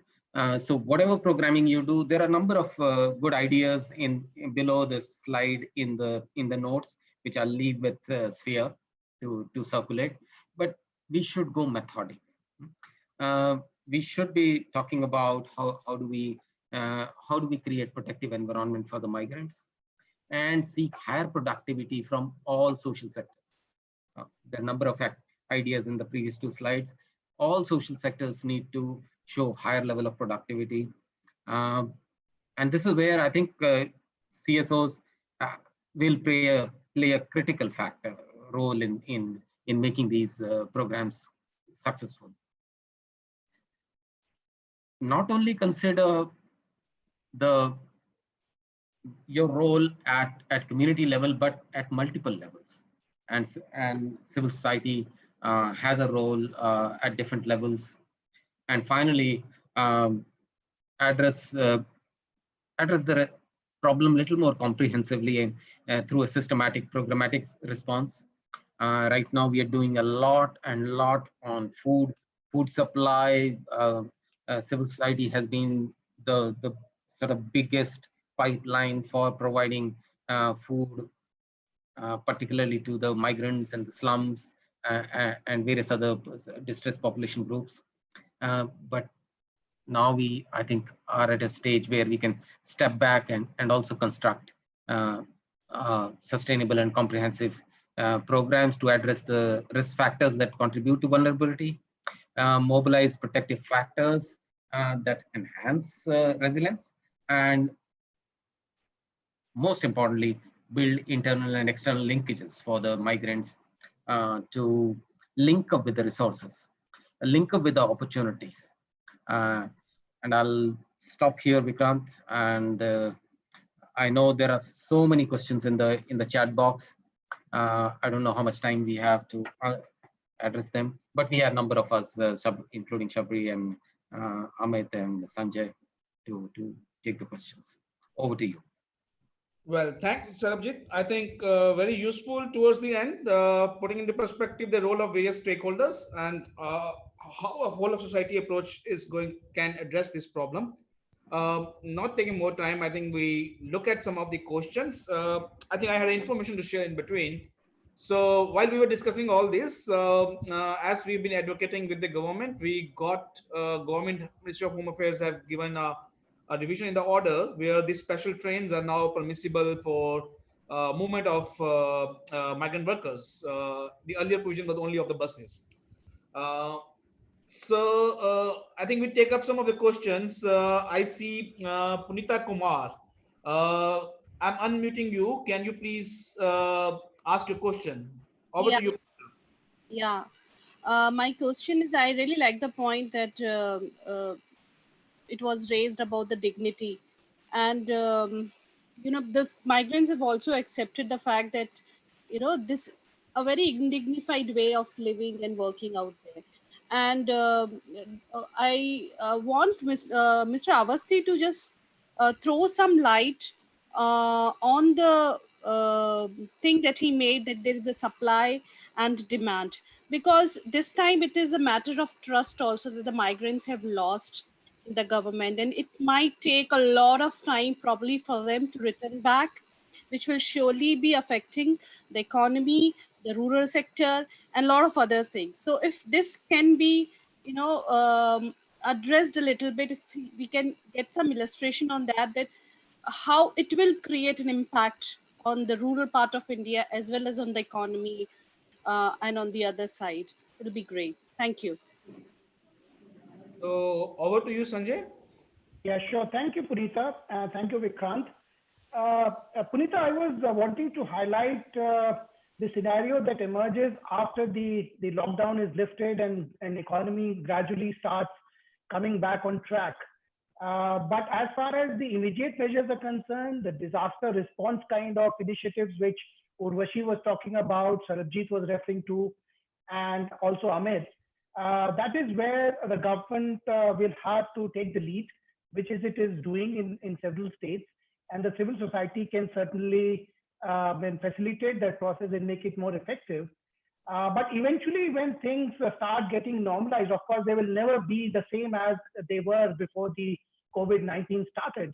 But whenever the economy starts getting back on track, that's where a proper match between the supply, that means the people, the migrant workers on the one hand, and the potential employers, because as was very clearly mentioned in the beginning of this conversation, the largest job opportunities, they don't come from the government, they come from the unorganized sector, the small businesses, the small shopkeepers and so on, who provide these employment opportunities. So that is something which I was trying to highlight, and that's where a proper juxtaposition and match between the supply and demand would be highly critical. Thank you. Well, thank you so much, Sanjay. I think our next question is from Ms. Ritu Tomar. I'm unmuting you. Please be very specific in your question. Over to you, Ritu. Hi sir, can I speak in Hindi my question? हाँ please आप हिंदी में बात कर। जी sir, मुझे ये पूछना था कि जैसे अभी गवर्नमेंट ने ये एक स्टेट से दूसरे स्टेट में उनका जो होम स्टेट है उसमें सबको भेज रहे हैं, तो इससे दो चीजों में बहुत ज्यादा फर्क नहीं पड़ेगा। एक तो यहाँ से कोई भी इन्फेक्शन वाला व्यक्ति वहां जाएगा, जैसे कि अभी केस आ रहे हैं कि जिसमें लक्षण नहीं दिखा दे रहे हैं और वो भी कोविड-19 से पीड़ित निकल रहे हैं। दूसरी चीज क्राइम रेट बढ़ेगा और जो बेरोजगारी है, क्योंकि बिहार और कुछ ऐसे स्टेट्स हैं जिनको अदर स्टेट्स में बहुत काम मिलता है, वहां से मजदूर आके यहाँ पे काम करते हैं, तो वो अपने स्टेट में जाएंगे और वहां पे क्राइम रेट नहीं बढ़ेगा जब कुछ काम नहीं होगा, बेरोजगारी बढ़ेगी, उसके साथ इन्फेक्शन का खतरा बहुत ज्यादा बढ़ेगा। तो उसमें कैसे हेल्पफुल रहेगा, कैसे योजना ये काम करेगी, मुझे थोड़ा डाउट है इसमें। Thank you, Ritu. Maybe one of the panelists would like to address this question. कोई ऋतु का उत्तर देना चाहेगा? I think Sarabjit या दे सकते हैं, क्योंकि उनके पास एक ओवरऑल पर्सपेक्टिव है यूनिसेफ की साइड से। Thank you Ritu for your question. मैं हिंदी में ही जवाब दूंगा। जैसा आपने सुना भी और आप आप देख भी रहे हैं कि उर्वशी की प्रेजेंटेशन में भी था कि 3 लेवल पे उनकी स्क्रीनिंग हो रही है जो रिटर्न हो रहे हैं माइग्रेंट्स। जहां तक कोविड के डायरेक्ट इम्पैक्ट के बारे में है, जो हेल्थ इम्पैक्ट है, उस पर तो मुझे कतई कोई डाउट नहीं है कि सरकार बहुत अच्छे से कोशिश कर रही है और हेल्थ सेक्टर पूरी तरह से काम कर रहा है। और इवन जो ट्रांसपोर्टेशन है या और भी दूसरे तरीके जिनसे सपोर्ट किया जा रहा है माइग्रेंट्स को रिटर्न करने के लिए, उससे पूरी प्लानिंग में है ये चीजें कि कैसे सोशल डिस्टेंसिंग मेंटेन होगी इवन बसेस में, और इवन उनके जो भी, हाँ ये डिफिकल्ट मुद्दे हैं, कम्युनिटी स्प्रेड हो सकता है, ये सारी चीजें सरकार के संज्ञान में है और इसमें कोई डाउट नहीं कि वो इस पे प्लान्ड एक्शन भी ले रहे हैं। तो पर ये जो मुद्दा जो सरकार सपोर्ट कर रही है लोगों की मूवमेंट में, प्लान मूवमेंट में, और उसके लिए माइक्रो प्लानिंग हो रही है, आई थिंक मुझे विश्वास है कि ये ठीक ही चलेगा, बहुत कोई प्रॉब्लम नहीं आएगी। और स्टेट गवर्नमेंट्स जितनी भी हैं जहाँ जो रिसीव कर रही हैं माइग्रेंट्स को, वो भी बहुत अच्छे से प्लानिंग कर रही हैं। आपने उर्वशी की प्रेजेंटेशन में देखा, इसी तरीके से यूपी, बिहार, उड़ीसा और सभी झारखंड स्टेट्स में भी, सभी स्टेट में कुछ ऊपर नीचे, बट अच्छा उनके लिए प्रोविजन किया जा रहा है। ओवर विक्रांत। धन्यवाद सरबजीत। निश्चित रूप से चुनौतियां तो है, बस प्रयास यही है कैसे कम से कम क्षति के साथ में तालमेल से काम हो सके। धन्यवाद Sarabjit. Our next question is from Mr. Basundhara Ganguly. Basundhara ji, over to you. Thank you. I hope I am audible. Yes, very clear. Okay. So my question is, like, sometimes ago it was said that it's mainly the unorganized sectors that employ these migrant workers, these migrant people. So, and from whatever news we are getting so far, the economic sector of these unorganized, the economic condition of these unorganized sectors are going to be badly affected due to COVID-19. So in this kind of a scenario, what do you think would be the fate of these people?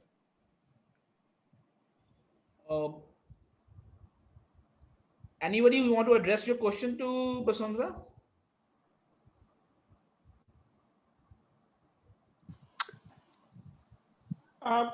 This is Sanjay. Basundhara has raised a very important question, which is very burning now and is going to remain very important in the coming months.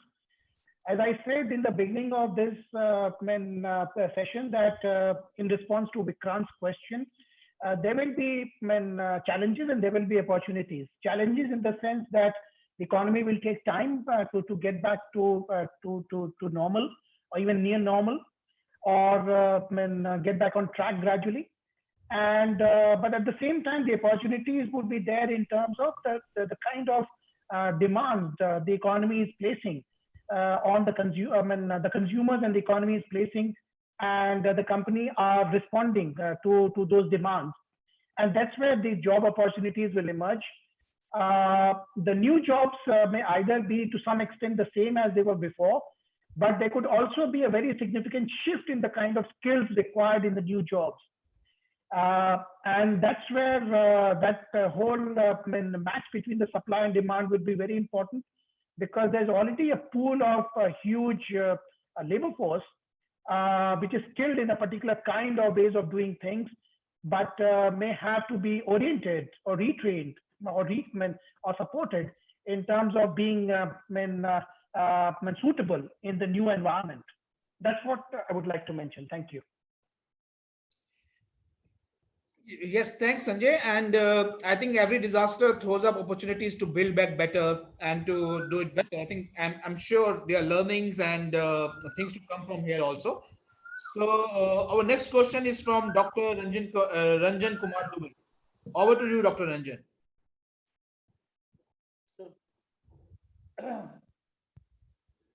Sir मेरी आवाज सुनाई पड़ रही है?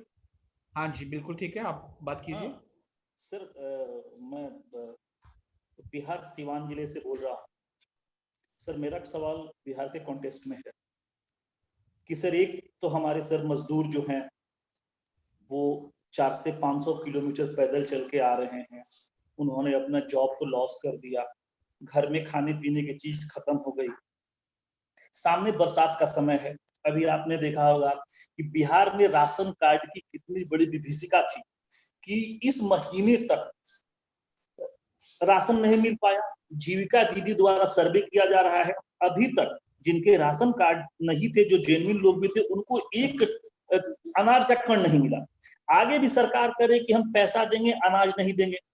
बाढ़ की विभीषिका sir Bihar झेलता है, उसमें कृषि के सारे कार्य बंद हो जाएंगे, नरेगा के सारे कार्य बंद हो जाएंगे, निर्माण के सारे कार्य बंद हो जाएंगे। तो सर मजदूर के पास कोई ऑप्शन तो है नहीं उनके जॉब का, हाथ में पैसे भी नहीं है। सर इन स्थितियों को टैकल करने प्रश्न संक्षेप में जरा बताएंगे। सर ये बहुत बड़ा चैलेंज है सर बिहार में। सर इसको कैसे सर टैकल किया जाएगा sir? So it's about the floods in the context of COVID and impact on already the livelihoods as well as resources with the labor. So maybe Sarabjit, will you like to address this question? I think Sarabjit के लिए सारे difficult questions रखे हैं आपने। ये बड़ी अच्छी बात है। भाई साहब, सिवान वालों को सबको नमस्कार। और मेरा सबसे सक्सेसफुल प्रोग्राम्स बिहार में चलते हैं, जो जिनके बारे में मैं बहुत हमेशा बात करता रहता हूँ। तो मुझे हाँ बहुत सारे डाउट्स हैं इस तरह के, जैसे आपके डाउट्स हैं कि क्या होगा। और ये और खास करके मैंने भी मेरी प्रेजेंटेशन में भी कहा कि अब बारिश आने वाली है, तो अब और ज्यादा डबल मुश्किल होने वाली है, शायद ट्रिपल मुश्किल होगी। तो इसके लिए अभी भी अपने पास 1-2 महीने हैं इसको प्लानिंग करने के लिए। अगर हम इसी तरीके से अनप्लान्ड तरीके से चलते रहेंगे तो फिर कहीं नहीं पहुंचेंगे। तो सर प्लानिंग क्या है आप बताएं ना मुझे। हाँ, अभी आपने देखा होगा बिहार में मजदूर को बुलाने के लिए संसाधन नहीं है। जीविका दीदी राशन कार्ड का सर्वे कर रही है, राशन कार्ड बनेगा, 2 महीने बीत गया, एक अन्न का टुकड़ा नहीं मिला। ये तो फैक्ट है। नहीं, ये सही है। तो चलो अभी हम ये एग्री कर लें कि अब ये कोविड भी बिना बताया आया है ना, तो वो नहीं मालूम था किसी को कि राशन कार्ड का कब से तैयारी करनी थी, तो नहीं हुई है। पर सरकारें कुछ ना कुछ, आपने उर्वशी की प्रेजेंटेशन में भी देखा सर वो यूपी के कॉन्टेस्ट में था। हाँ, बिहार के कॉन्टेस्ट में बात कर। हाँ, तो सर मैं बिहार के कॉन्टेस्ट में बात करना चाहता हूँ। सर मैं बिहार से काम करता हूँ, मैं बिहार के लिए काम करता हूँ। रिस्पॉन्सिबिलिटी के साथ कुछ ना कुछ डिसीजन लेंगे, ऐसा हम मानते हैं और होता भी है अक्सर, क्योंकि सरकार अक्सर लोगों के भले में ऐसा कभी नहीं कहती कि वो लोगों को भले में नहीं है, उन्हें इंटरेस्ट होगा। हो सकता है हम स्लो होंगे कहीं पे, बट मेरा इंपॉर्टेंट सजेशन आपसे ये है कि आप एज सिविल सोसाइटी अपने डिस्ट्रिक्ट में एटलीस्ट या फिर स्टेट लेवल पे एंगेज होइए और एडवोकेट करिए इन सब चीजों के लिए। अभी हम इस पे बहुत ज्यादा आपसे बात नहीं कर पाएंगे, पर हाँ ऑफलाइन अगर मेरे साथ फिर बात करना चाहें तो जरूर करिएगा, है, और विक्रांत के थ्रू में या किसी भी तरीके से। और जरूरी है कि हम एंगेज हों। Engagement is the only option which we have. Disengagement से ही सारा प्रॉब्लम हो रहा है कि सरकार और सिविल सोसाइटी के बीच में बहुत सारा डिसएंगेजमेंट हो गया है? और ये खास करके बिहार में मैं कहूँगा, बिहार में डिसएंगेजमेंट बहुत ज्यादा है। तो आप लोग एंगेज होइए जितना ज्यादा हो सरकार के साथ, और फिर इसको सॉल्व करिए आपस में मिलके, प्लानिंग करके। सरजीत सर बहुत बहुत धन्यवाद आपका। लेकिन मैं फिर कहूंगा कि 4 महीने हमारे 12 डिस्ट्रिक्ट के लोग बांध पे रहते हैं, जिनको रहने का घर नहीं है। हम सोशल डिस्टेंसिंग की बात कर रहे हैं। आंगनबाड़ी सर, इंदिरा आवास का एक कमरा है जिस कमरे में 6 लोग रहते हैं। सर मेरी पीड़ा को समझिए, मैं सर क्या मैं कह रहा हूँ सर। ठीक है डॉक्टर साहब, अगला प्रश्न के लिए मूव करेंगे। आई थिंक आप सरबजीत साहब से साथ में अलग से भी बात कर सकते हैं या अपने प्रश्न हमको भी दे सकते हैं। We will be stay in contact. समय का थोड़ा अभाव है, हमें नहीं सर, आप एक दो प्रश्न और ले सकते हैं। अगला प्रश्न हम आई सी पूजा सिंह। पूजा, आप अपना प्रश्न थोड़ा संक्षेप में बात कीजिएगा please. Be brief about your question. Over to you Pooja. Yeah, thank you. I just want to say that all the presentations were very good. I work for gender-based violence in Madhya Pradesh. I belong from UN Women. So my question is that when these migrant laborers are coming to their states, we have talked about girls and women being vulnerable, but we never talked about the gender-based violence they are going to face. We didn't talk about the child labor. We didn't talk about the marriage, child marriage, and how would the different programs of government which will reach to them. Because one of the question from Shivan was this only कि हम government के programs उन migrant laborers को कैसे तक पहुंच पाएं, because there are a lot of conflicts also. And one suggestion मेरे लिए, क्योंकि मैं भी सरकार के साथ काम करती हूँ, कि जब भी हम इन मुद्दों पे बात करेंगे तो there is important, it's very important to converge within the departments, within the government departments, and within the civil society organizations. There's no platform which I see which has been built up abhi tak se, wherein we are converging and we are working into it. Thank you. Thank you, Pooja, for important points on the special protection as well as the convergence. Amit, will you like to address some of these?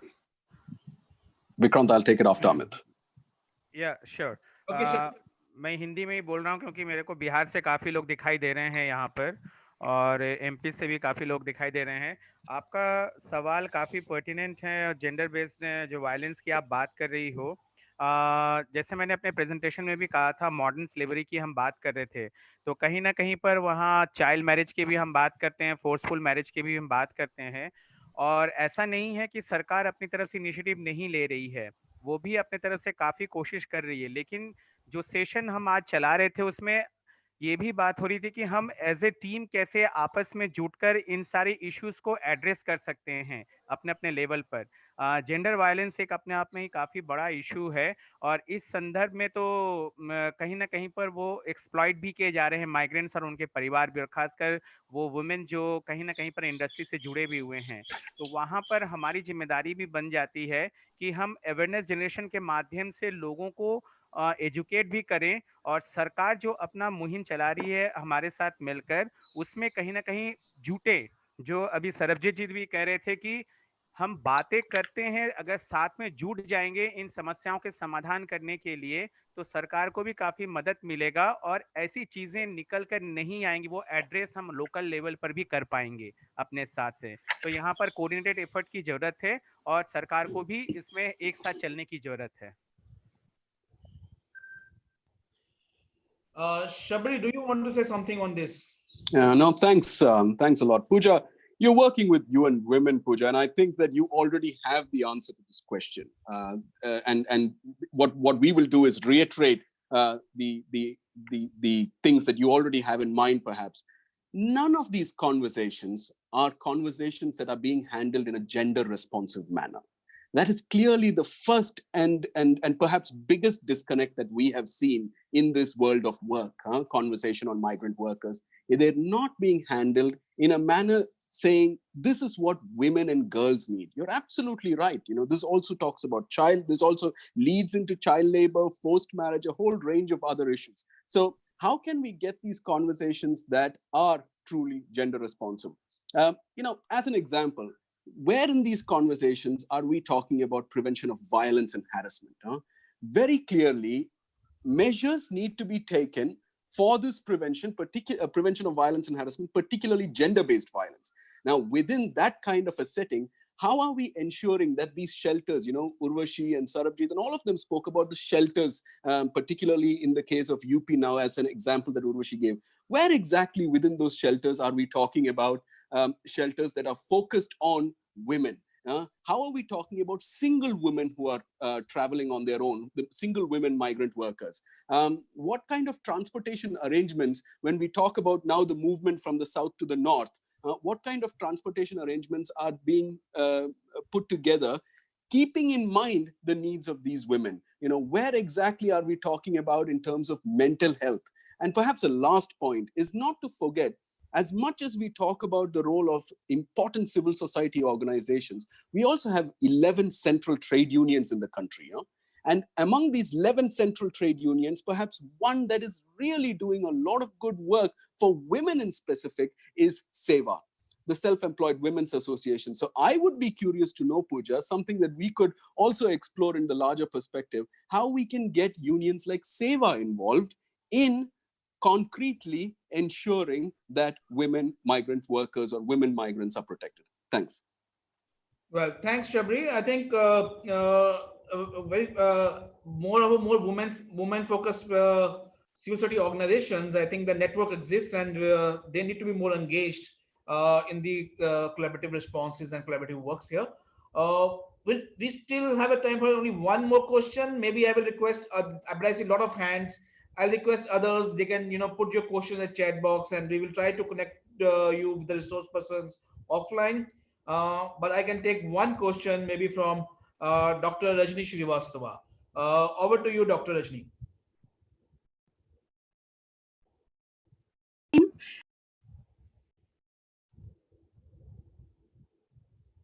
Lectures from so expert resource persons. My observation is that I am from Prayagraj, and here most of the people are from rural areas.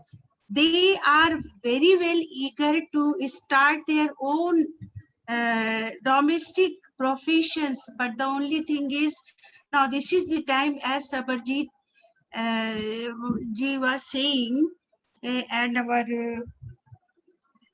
all resource persons are saying, in rural areas, our people, migrant people, Shramik laborers who are back to their home, they must get some facilities so that they may be very productive asset for their community and for our nation together.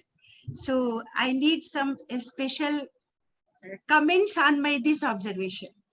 Thank you, Vikrantji. Thank you so much, Dr. Rajni. I will put this question to maybe Urvashi. Dr. Urvashi Chandra, do you want to comment? From UP, yeah, very nice. Thank you. Yes.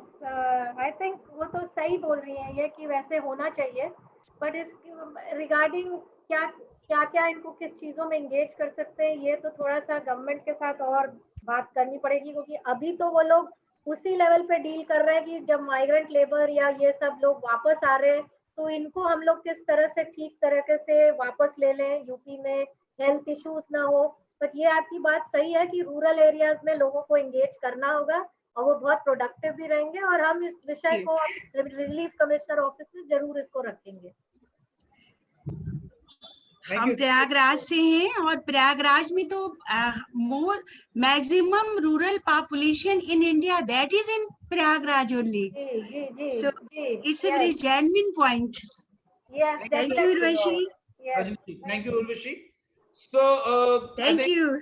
We're running out of our time. I must take this moment to thank all of you for your patience and being there, for your support all to this initiative. I must express my thanks to our supporters and the eminent panelists here. I hand it over to Astha for the closure and the final vote of thanks. Over to you, Astha. Thanks so much, Vikrant, for expertly moderating that session today. Thank you to our speakers, Mr. Nair, Mr. Awasthi, Dr. Chandra, Mr. Sahota, Mr. Chaudhary, for your impactful words. We've all learned so much today. And let me also thank the participants for coming today, for paying close attention during the session, asking some very difficult questions, mostly to Mr. Sahota. Sorry about that, Mr. Sahota. Now, if you would just indulge me for a few more minutes, I have a few administrative announcements to make before I end this session. Let me request my colleague to post a link to a survey in the chat box. Praveen, could you post that link? And let me just talk about that for a second. So while you see that link being posted in the chat box, please take 10 minutes after this session to fill that survey. That's a link to a survey. And it'll ask you some very simple questions about whether you were satisfied by today's session, and it will help us immensely in planning the next sessions. Is that link in the chat box now? Yeah, it's there. Yes, Asta, it is. Okay, perfect. It's there. Apart from that, let me just share my screen and let's see a few other announcements.